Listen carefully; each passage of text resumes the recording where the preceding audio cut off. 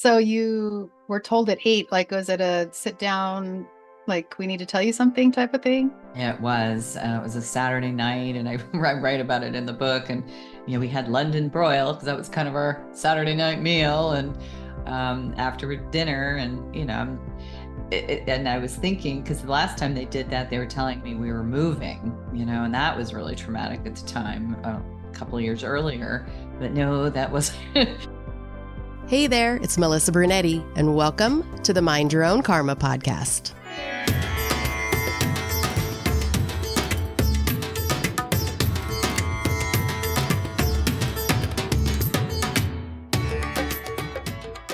Hey there, Karma Crew. Thanks for joining me for this episode of Mind Your Own Karma, the Adoption Chronicles. Today I have Lori Evans Ermi on the show. She wears a lot of hats. She is an adoptee, adopter, daughter, stepdaughter, stepsister, half-sister, stepmother, single mom, entrepreneur, and former corporate executive, now professional certified coach and leadership consultant.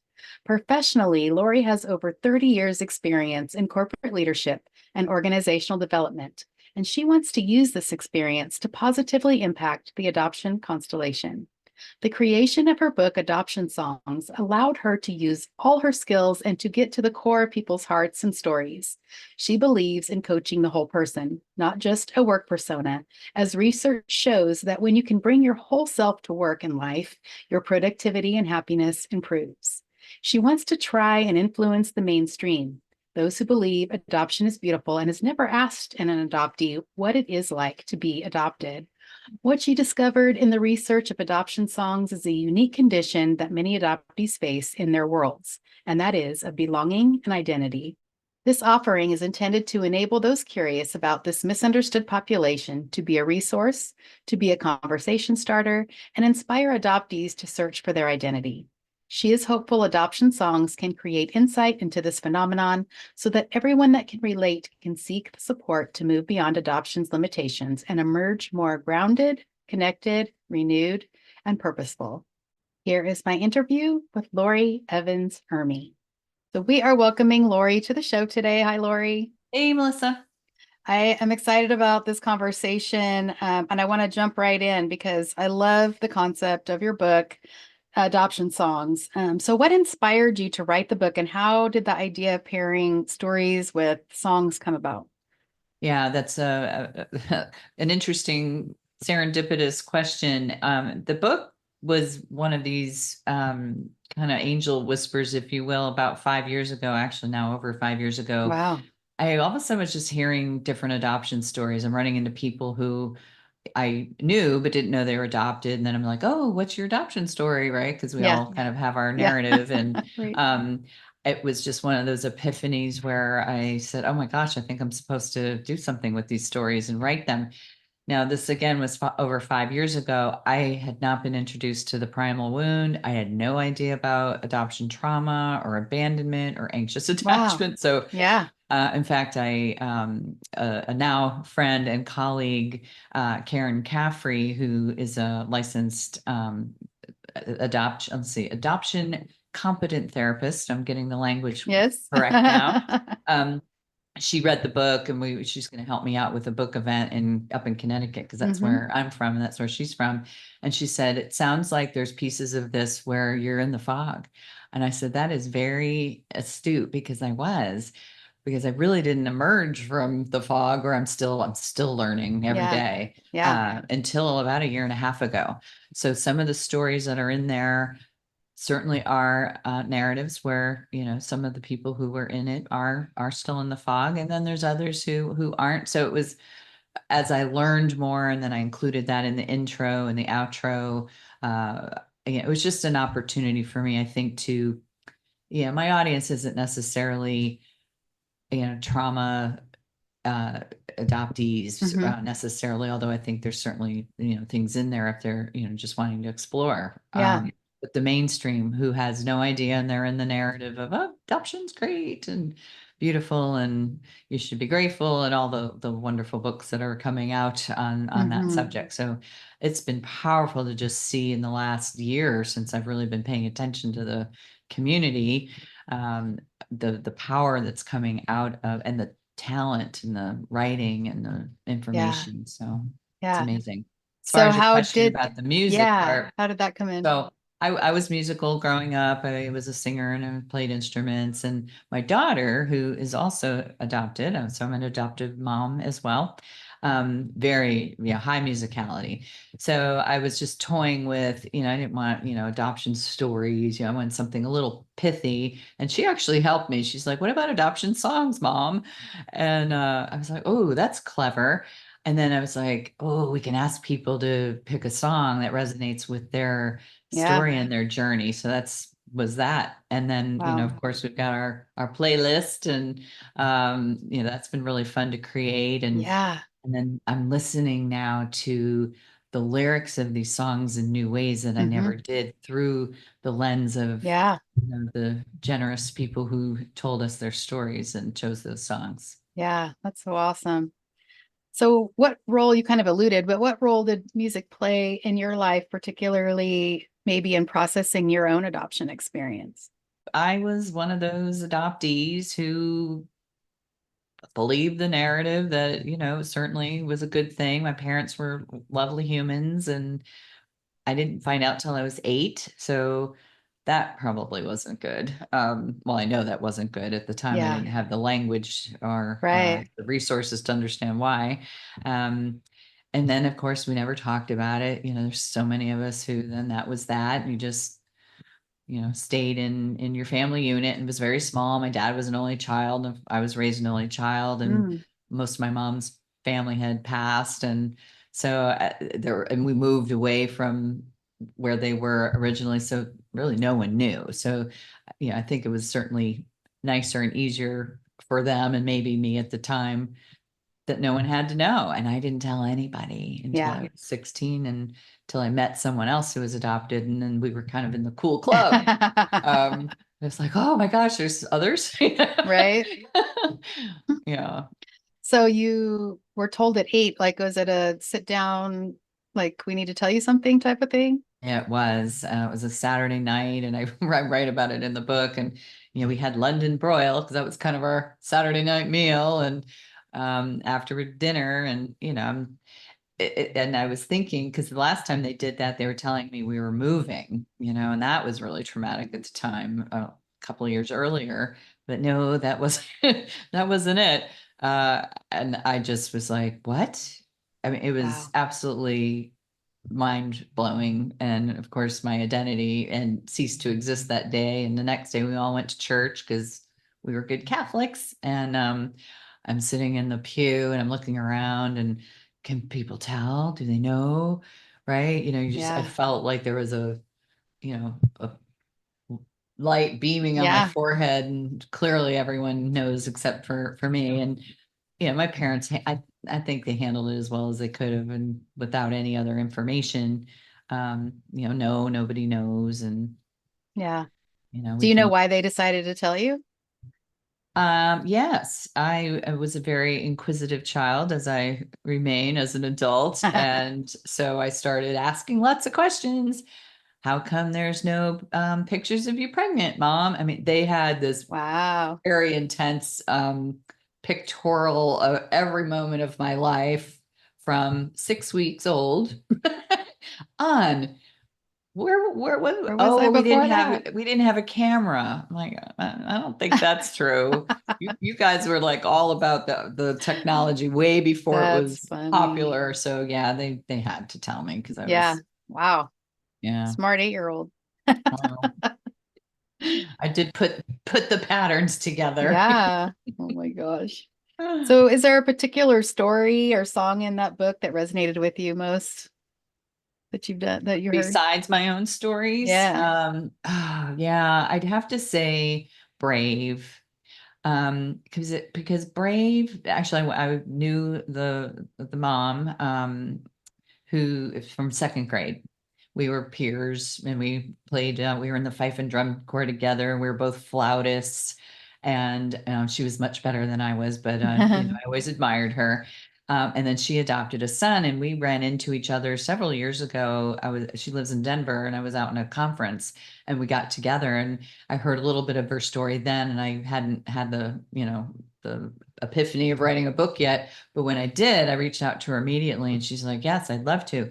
Well, I didn't know all the details, but her son went through, a lot of trauma, and this is several years before. I mean, she didn't know about the primal wound either, but Mm-hmm. she's, an attorney and very bright, and just started researching like crazy and realized, they had RAD, the reactive anxiety disorder. Mm-hmm.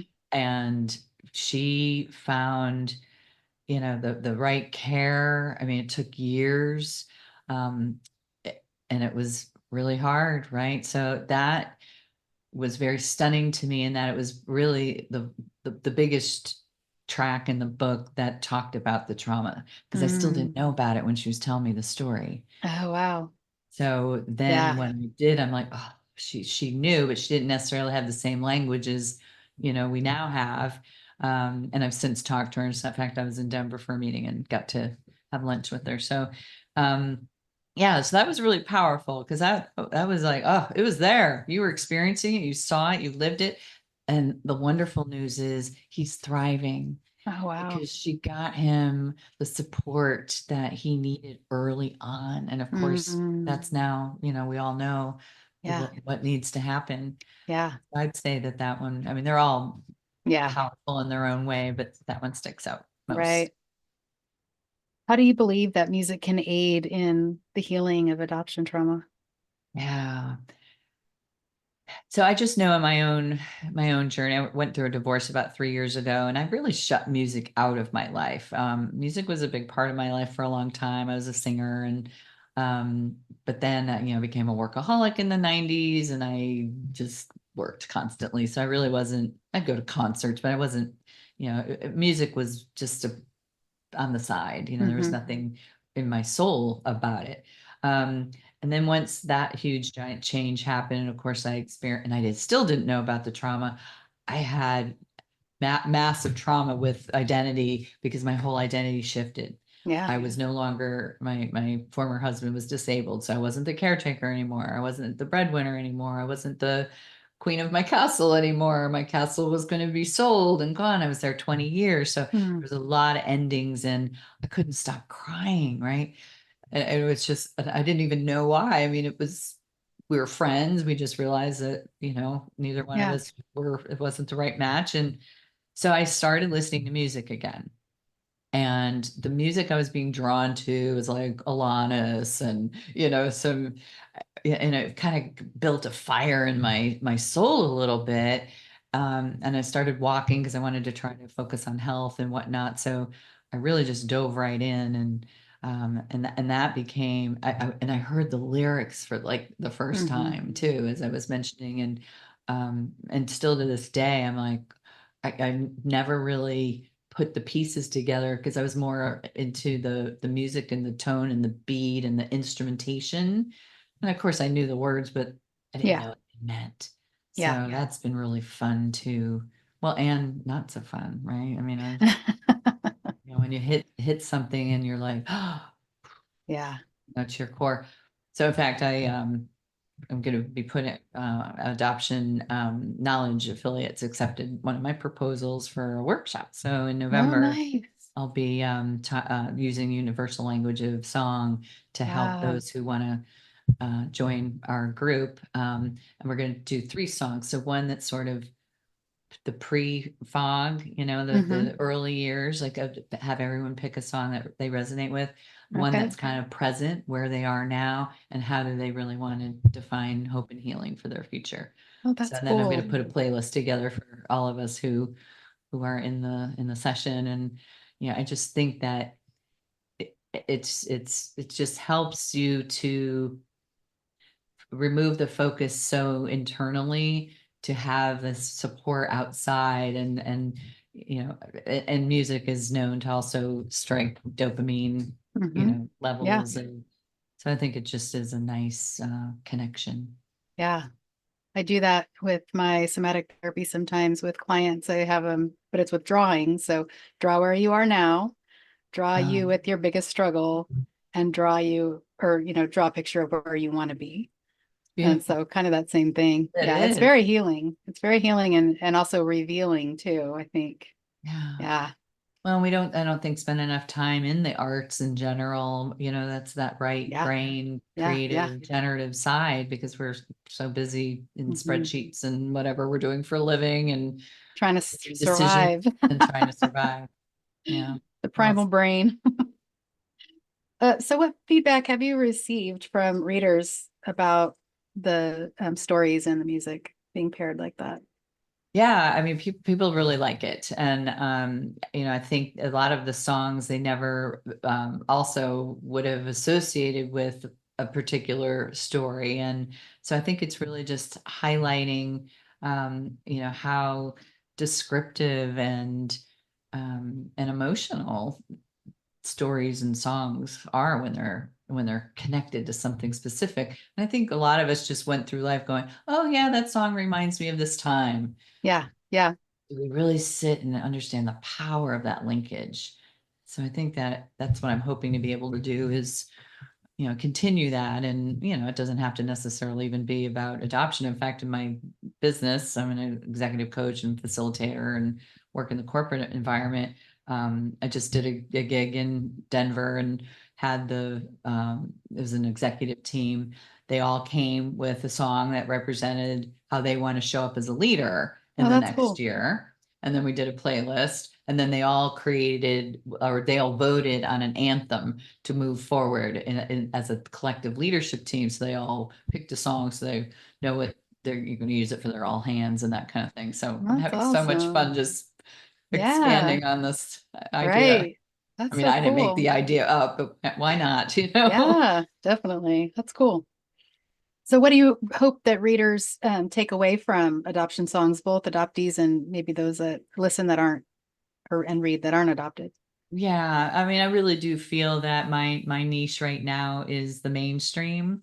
For those who really, la la la, I can't, hear all these stories because I think because of the mindset I was in when I was interviewing people, I didn't pull the threads that I would if I were to be doing it now, which adoption songs too will take on a very different voice, which is good. We're all Yeah, learning and evolving, and I think that'll be a cool comparison. right. So I am hoping that it's a light enough touch yet heavy hitting enough that mainstream can just start a different conversation, right? I think it'd be ideal for like book clubs where they can, which story resonated with you, which one hit you in a way, what emotion was elicited, and you know reading about that particular one because I don't have a birth mother. That's the only thing I did. I only knew a couple at the time. I wasn't Hmm. involved in the community like I am learning Yeah. now and joining now. Um, One is mentioned pretty clearly in there, and I've since met her. And in fact, she's going to be, joining adoption songs too. Hopefully, you are as well. Yes, I hope so. And yeah, and so I'm going to have I have a book event coming up next month, as I mentioned, and she and her son are going to be. I'm going to record them together, kind of an update of Ooh. how they connected. She's also an adoptee, as it Oh, turns out. wow. So Wow. I'm happy to be a part, hopefully, even if it's small, of helping change the Yeah. mindsets of people, right? Well, if you And need any specific demographics, let me know because I might have some connections for you. So if there's a of course, certain person yes, you're looking for, I might have some names for you. I will. Thank you. Yeah. If you could add one more song from your story to the playlist that represents your journey, what would it be? Oh, wow, that's a really good question. Um, because I was going on my Alanis, Yeah, probably what I really want. I love her music. So good. And I wasn't an early adopter to Alanis. I mean, and when she came out, I knew, but I was in that '90s not listening to music. But Yeah. then when I did get into it, I'm like, oh yeah, I mean, she's incredible. But Mm-hmm.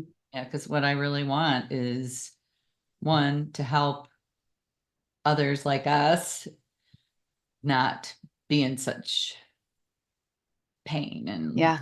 loss, right? Yeah. And be able to, I'm glad I was 60 when I really found out about this, because I already had some pretty strong coping skills for, centering and mindfulness practices that I could lean into. Doesn't Yeah. solve them all. Yeah.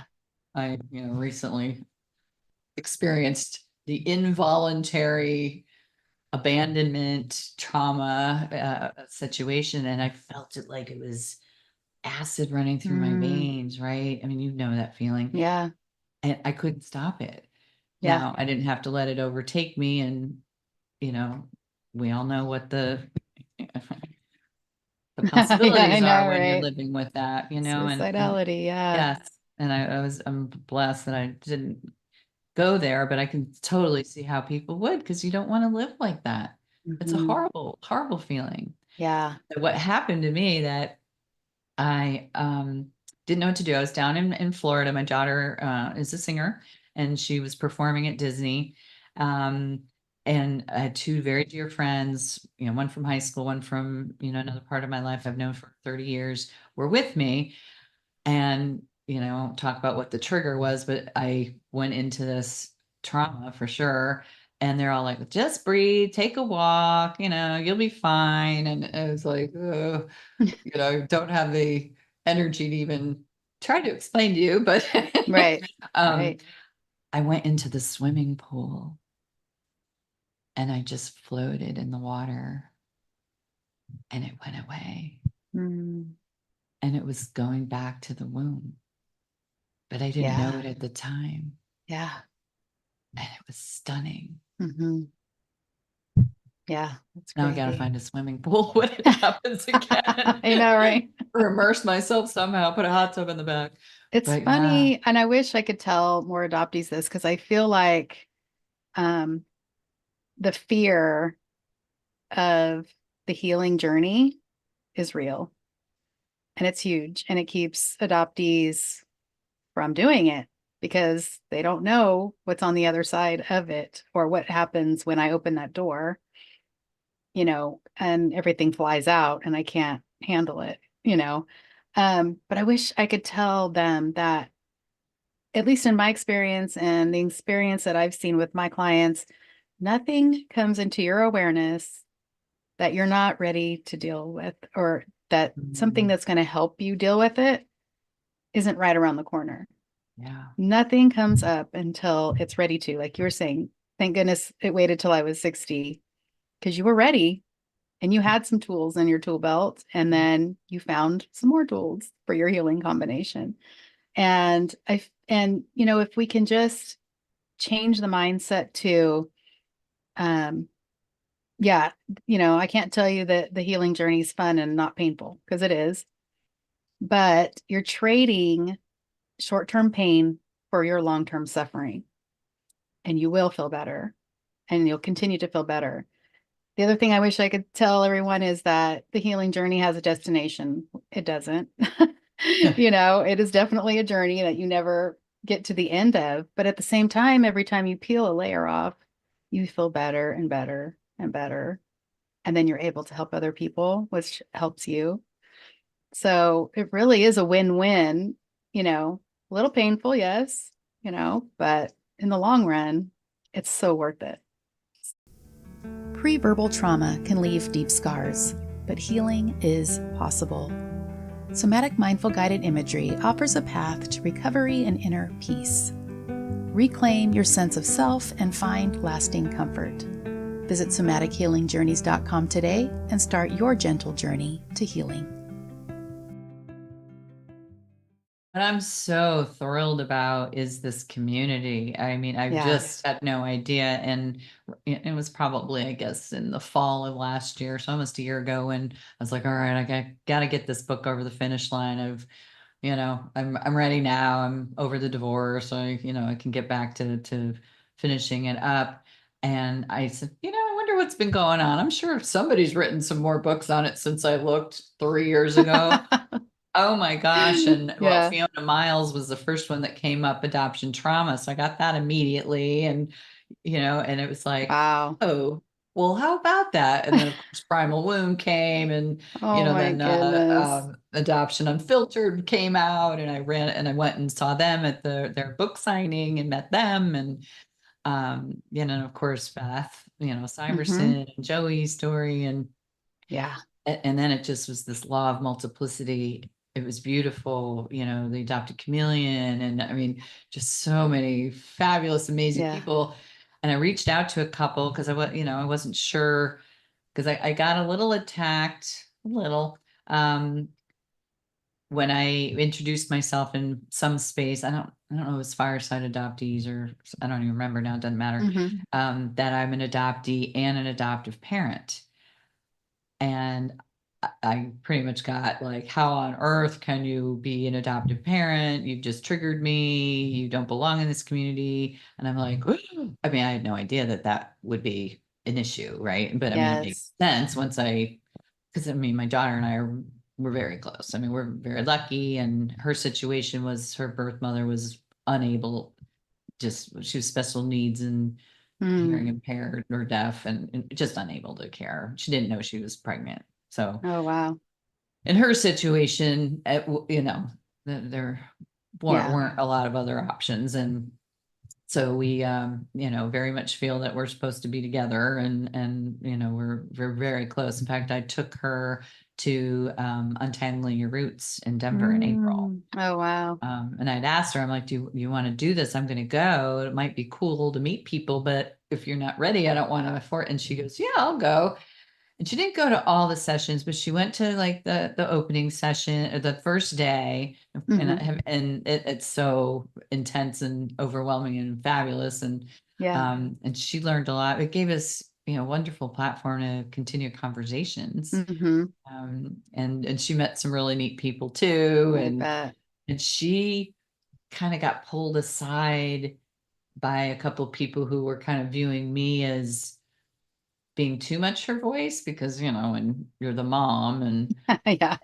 which I'm so glad they did because that was a good call out that I don't need to be her voice. She has her Hmm. own voice and it's amazing and she's brilliant and she's coming into her own narrative that she wants and I need to get out of the way. Yeah. So that was good. That was a watershed moment for both of us. So that was good. Yeah. That's awesome. I haven't gone to one yet. I'm hoping to get to the next one Yeah, in and meet some Atlanta of these people that that you've I spoken talk to. to. Yep. And yeah, and it's just, yeah, I really want to meet some of them in person. It was wonderful. It really, Yeah. really was. And all the people I've interviewed and just, Yeah, yeah. yeah. Good to give hugs. Yeah. Yeah. So let's talk about your personal adoption experience a little bit. What would you like to share? What do you know about why you were put up for adoption? Yeah, I don't know a whole lot. The non-identifiable information that I did find in my 20s, I was born in Salt Lake City, Utah, Catholic Charities. Um, with the advent of Ancestry and 23andMe, I did find out that the birth mother was likely Mormon because my roots on that side, Hmm. go there, in fact, quite deeply into uh, like elders of Brigham Young deep Okay. roots. So my guess, I'm making this up, is that, the ward was not happy finding out that she was pregnant and she got, shuttled off to some Catholic, Hmm. the girls Yeah. who went away. Yeah. And she wanted to keep me as far as what the notes from the social worker said, but her mother was basically held to the no. Mm. And yeah, so I don't know if I was given up right away or relinquished right away. I know that my parents didn't get me for 6 weeks. Okay. So I Yeah. don't know. I did get matched with Typical. her in Ancestry in Oh, you did? 2017. And I reached out to her, and either she or whoever was managing her account read my messages because I sent a few because I wanted to first thank her, that, hey, I had a good life and I thank you. And, Hmm. had to be That hard, was okay. Yeah. and I don't want to trigger anything for you, but I'd love anything you're comfortable with. I'd love to connect. And didn't hear from her. And then I gave her my full name and phone numbers and my business website. And I'm very uh, there's a lot out Yeah. there in the internet about Yeah. me because I was an officer in a public company, and that I'm not a criminal. I'm not looking, and I'm not here to Yeah. Not in harm. that way. No, so and didn't hear, but I could see she read them, or whoever someone read them. Um, and then there's been no log on since 2020. Wow. So my guess is, in my, how wonderful we make up stories, we adoptees, my fantasy is that it was just too traumatizing. And I don't even know if she had other children. Very little on Mm. on the mother's side. There was lots and lots of DNA relatives on the birth father side. The birth father did not know about me, and that Wow. was in the adoption papers. Now, the story that my parents told, of course, was lovely, that they were in college and they were in love, and but they were, didn't feel that they could raise me. So, of course, I I wasn't think that's true. what they told everybody. Right? Like, here's the story to tell your children. Yep. But no, that wasn't true. And then in the adoption papers, it said that he was 20 and in the military or something, and that the grandmother did not approve. Well, what really was true, he was 35, had a family Oh. with children, had already relinquished two previous children, didn't know, and clearly didn't know, because then I found Aunt Barb, who turned out to be amazing. She's Oh. passed a couple of years ago, but loved her. I did feel like, oh, I know where I came from a little bit. She and I connected very well. Her son, Randy, is the one who discovered and figured it all out. Mm. Oh, Um, wow. so I met some people. I was in reunion with a half sister for about 5 years. She chose, for her own reasons, to no longer invest in our relationship. And I have to honor Mm-hmm. reasons that she gave, Yeah. which was disappointing, but Yeah. I kind of knew it wasn't going to work out anyway, right? We're Yeah. expected to be abandoned. And it's like, Right. well, there it is. Yeah. Yeah. So I'm not too much in touch with them. A cousin on Facebook always, comments on, and I do. I mean, I've not seen. I met her once, and I'm sure if I told her I was coming down to where they live, she'd visit me in a minute. But it's okay. Yeah. I mean, I was one of those adoptees that I didn't think about them. I mean, or I stuffed it, and I wasn't. Mm-hmm. Of course, I probably wondered a little bit here and there, like birthday time, but I never had this burning desire Yeah. to connect. So Right. probably it was a good protection mechanism. So Yeah. when it did happen, I wasn't surprised. Yeah. Yeah. Yeah. The second rejections can be a little crazy. I don't know. It's kind of like, I don't know. Mine kind of blindsided me. I don't know if you felt that way. Like when you got the explanation from your sister, half sister, I got that from my birth mother and I was like, that's not how I was seeing it, you know, but apparently she was having some issues that she just couldn't, carry on. So like you said, you have to respect what they Yes, say. absolutely. So And what hey, lesson? Oh, in a way, I was like, okay, she knows her boundaries, yeah. and I wasn't in them Yeah. anymore. I love So. that. So what lessons from your adoption journey have been most impactful, do you think, for yourself? Well, clearly, in having my own adopted daughter, she just always knew. And fortunately, we found out right away. She was only like a day old when we found out that we were selected, and Hmm. went to the hospital right away. In fact, she was born in the same hospital that both my nephews were born in, down in Virginia. We just happened to be visiting. Oh, So it's wow. kind of a fun, wonderful, Yeah. serendipitous story. And she was a little itty bitty 5 pounds. Um, Wow. but and her birth mom actually gave her to me. So I have a picture of us together. So Mm, and I could find her when she's ready. She knows that I have information, and good. Yeah, so that's good. So she's always known. I've had a little book made up so that every birthday when she was little, we'd go through it and I, knew her name. So I'd say that's, your birth mom. So Yeah. I think that was the biggest learning because I didn't want her to ever feel like it was a big shock, like news. She has Yeah. a half brother also. And I told her pretty young because again, in my mind, I'm like, what's age appropriate? But then I don't want to be, I don't want her to feel like I'm keeping things from her and springing things on her because that Yeah. definitely hurt my relationship with my mother, who was a Yeah. lovely woman. But then I didn't trust her because a lot of little things kept springing up, and I'm like, well, what now? What's Right. What am I next? supposed to do with that? Yeah. And I didn't want that to Yeah. for her. So I think Yeah. that was the biggest lesson was communication and I got her in therapy like right away. Yeah. That's good. Yeah. I think when people say, I don't remember being told, I've always known, like that's the best answer. That's the best outcome, Yeah. really. It's just feeling like you always knew, not have that bomb dropped on you. So, Yeah. how do you incorporate your experience as an adoptee into your work as a leadership coach? Yeah, that's an interesting well, I'll have to give that a little thought for a minute. So I've been an executive coach for gosh, probably 30 years. So I don't know if it was ever conscious. Hmm. I think that I'm intuitive and I'm empathetic. So I probably used some of those Those skill, gifts, yeah. yeah, because I can always pick up on if there's something deeper. Now, of course, as Hmm. an executive coach, we're not therapists, so we have to make sure that that line is not Right, crossed. right. But I also At the can, same time.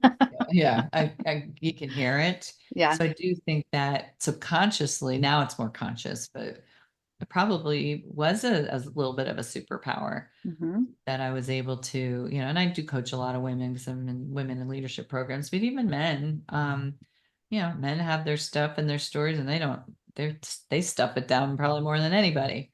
Yeah.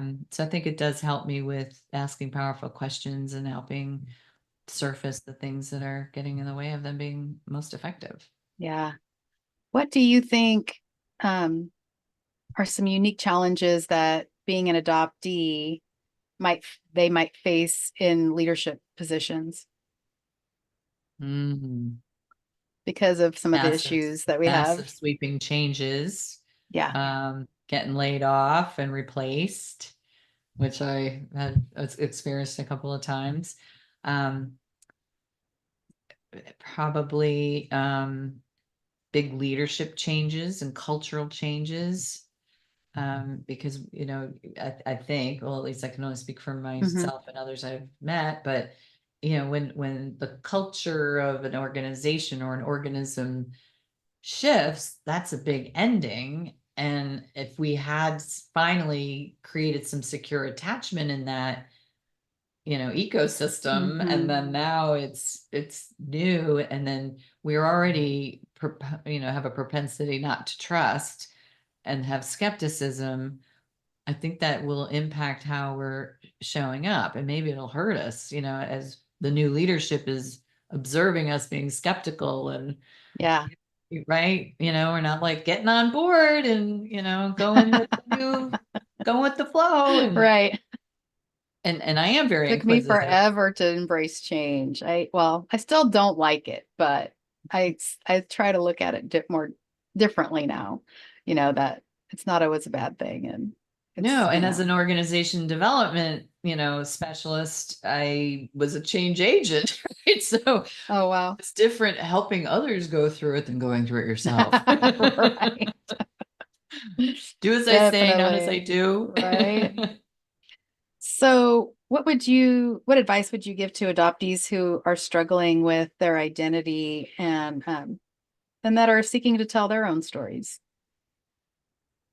I'm blown away at the resources that are available now. So you, for instance, would be a perfect example of how do you reach out to people that are doing podcasts that want to hear these stories? Because if you can articulate it and find the words and find your voice, it's so much easier to figure out where you have to go with that next. Hmm. I mean, that's what I found too, is just talking about it with others, bubble up a whole new set of realities, as that gets shared. Um, we have writing coaches, Anne Heffron has a great program. I love Anne. Christina Link's doing great stuff with the art, and you're doing things with art, and Lorraine Gerald's doing great. I mean, there's countless others. I don't want to leave people out because there's a lot Hmm. of talent Yeah. out there. So I think that's wonderful. So tap into that, tap into these groups on Insta and Facebook, and that's been really useful. Just even if I'm silently watching and Hmm. reading what's going on for people, I don't always feel like I need to chime in because it's not my story, but just to be hearing others, there's comfort in that we're not alone. Yeah. That was just amazing. I Yeah. just had no clue there's 17 million of us Right. in this country alone. Yeah. So I Yeah. would say that, and therapy, of course, if that's if you're ready for that. But as I'm learning, there's not a lot that are trained in adoption, Hmm. competent therapy. The good news is what I'm learning is there are more institutions that are highlighting this as a specialty. It's going to take a while for them to get through the program. So there's obviously a scarcity of those who Yeah. really have those skills. But people like you and Lori Holden and multiple others who are coaches, Beth Stuyvesant. So, I do think that there's so many resources now that if you're ready and can, and people are being very mindful too, and affordable, right? And it's not like corporate executive coaching at $500 an hour. I Hmm. mean, that people are Yeah. realistic that this is coming out of people's pockets and they may not have the resources. Yeah. But I think a lot of people are just so generous of spirit that they want to help, because hey, the more healthy adoptees out there, I think then we can affect more change at the legislative level. Yeah. Yeah. Definitely needs to happen. Since you're kind of new coming out of the fog, what have you noticed that you didn't have insight about before and that you do now? Just the reasons why I would be so upset during some changes. I left my beloved career at Procter and Gamble to move to Maryland to be closer to my stepdaughter, and I mourned that career loss Mm. for like 10 years. I'm like, Wow. I should be over this by now. But my identity was wrapped around being a Procter and Gamble high potential leader, and that I mattered, and I had friends, and I felt secure and safe. And, I got another job and other job, but I never had that security again. Mm. And that was really unsettling. And I had no idea why. I'm like, what's wrong with me? Yeah, I'm right. highly employable. I'm smart. I mean, I got another job. In fact, I'm making more money than I ever did. But yeah, that was a giant loss. It was like losing family, losing a limb. And Yeah, everybody's like, "You're just so dramatic." I'm like, well, that may be true, and I right. really, I really had a loss there.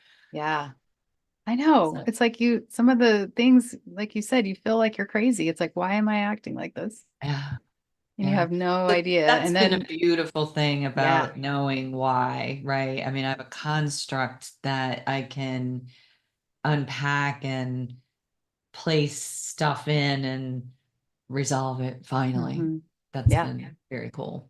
yeah. And it helps you give some compassion to yourself and not beat yourself up so much, about those things, I think. And you also know that you can't tell everyone and I'm an oversharer, I'm an overposter, and yeah, not everybody can handle our truth. And so I'm much more discerning Yeah. Well, a lot of how people don't much. believe it either. Right. So No. yeah, I And you agree. know what? That's their choice too. They don't have to Yeah, believe it. right. But that's our job, or at least I feel like that's my job then, to help at least plant a seed. I can Yeah. plant, I'm a seed planter. That kind of answers my next question. I was going to say, how has listening to other adoptee stories helped you navigate yours? Sounds like just the validation and the understanding that, oh, yeah, that's why I do that, maybe. And I feel like I'm making lovely friends that, being raised an only child, and perhaps other than these half siblings on the birth father's child side, I don't think I really have other siblings. I almost feel like I've got brothers and sisters Yeah. now in a way. Hmm. I hadn't ever felt that kind of connection, which is I'm still figuring out what that is and how to manage that, but Yeah. it's encouraging. Hmm. Yeah. Does feel good. What else do you have in store as a result of your book launch? That is a good question. So, as I'm sure you don't know how well the book is doing for many, many weeks after the launch. So, Mm, I think because I did self-publish and I'm an unknown, and but really I just wanted to get it out there and see where it would go and who it could help. hmm. I would like to probably try to get picked up by a publisher for the next one, because I think we've gotten enough buzz and some decent reviews. Of course, we can always use more. Yeah. But that's okay. I mean, I wasn't in there to sell tons of books and get rich. I mean, Hmm. no, I mean, I was in there to learn and share these stories. And so I think that there's, we as a community who are putting these stories out there, I just, even if I'm just one person says, "Oh, I'm going to write my story now because you were able to write yours," then I feel that's a win. Um, Hmm. but I think because of our branding and the theming's kind of unique. Yeah. You know, I would love a little Netflix docuseries. Right. Why I'm not? not opposed. No. Anyway. So, what would you like struggling adoptees to know? Oh, it, it's real what you're feeling. It's not made up. It's not your fault. It's in your it's in your DNA, and there's hope. Mm, yeah, great. So, tell us where we can find you and adoption songs and anything else you got going on.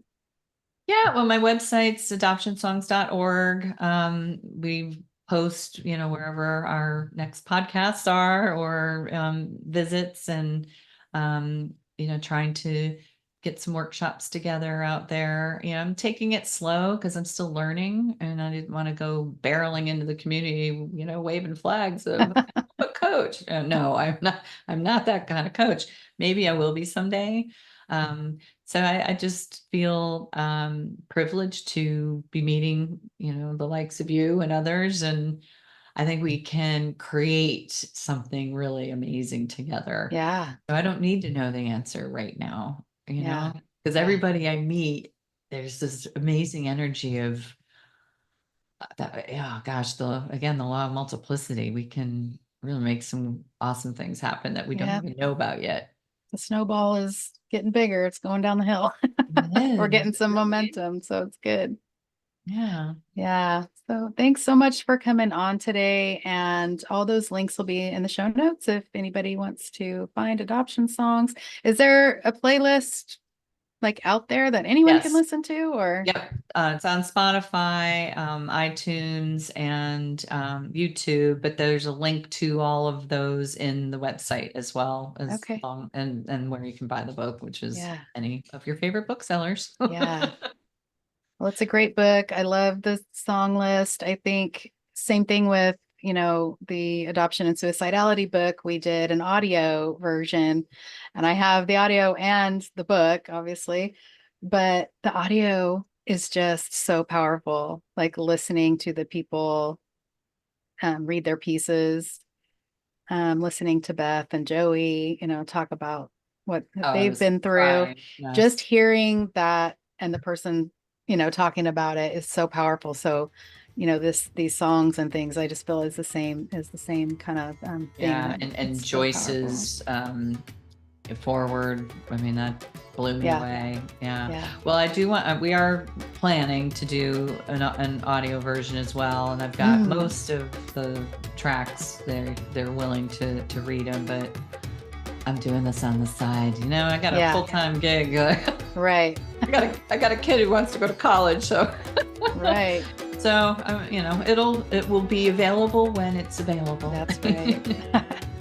All right. Well, all those links will be in the show notes. And thanks again for coming on and sharing your story. You're amazing. Today. Thanks for everything you're doing.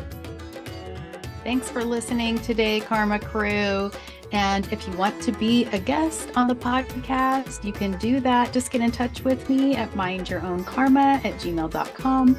You can also go to my website if you want more information about the podcast and me at mindyourownkarma.com. Remember, if you are struggling with stress, anxiety, adoption trauma, or any other issues that are holding you back in life from living a life that you love, check out somatichealingjourneys.com. It is somatic mindful guided imagery. It is great with pre-verbal trauma, which most of us adoptees definitely struggle with. So check it out. If you want to know more, I also offer free consultations there. You can book your own consultation. As always, take what you need and leave what you don't. And always remember to mind your own karma. And I will see you all next time. This podcast is created for educational purposes by the telling of adoption experiences. The views expressed in this podcast may not be those of the host or Mind Your Own Karma.